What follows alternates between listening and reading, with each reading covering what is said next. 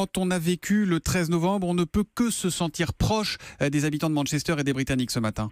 Oui, bien sûr. Je pense bien sûr à tous ces jeunes, toutes ces victimes, tous ces enfants, ces parents, et ce désarroi, cette peur, parce que c'est vrai que ce qui est raconté ce matin sur Manchester rappelle vraiment ce que nous avons vécu le 13 novembre, y compris dans la solidarité qui s'organise, dans les secours, dans la façon dont les gens ouvrent leurs portes.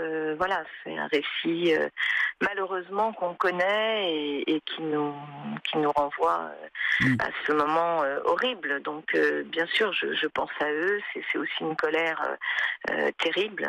Voilà, qu'on puisse avoir des terroristes, des kamikazes qui, dans des lieux de fête, au milieu de jeunes, puissent commettre de tels actes. Oui, c'est aussi la colère par rapport au fait qu'on n'est pas au bout de la lutte contre le terrorisme. La colère, la tristesse, on n'est pas au bout de la lutte contre le terrorisme, Anne Hidalgo. Est-ce que ça veut dire que ce qui s'est passé à Manchester correspond aussi à une nouvelle hausse de la menace à Paris? Est-ce que des mesures de sécurité doivent encore être renforcées?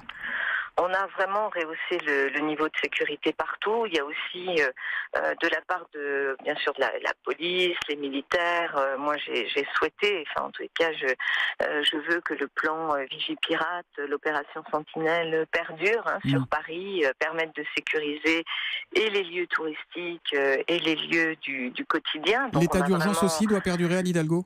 Tant que c'est nécessaire, bien sûr. Voilà, moi je suis pas pour avoir le moindre état d'âme dans le cadre de l'état de droit, et c'est quand même ce que garantit notre pays et notre constitution.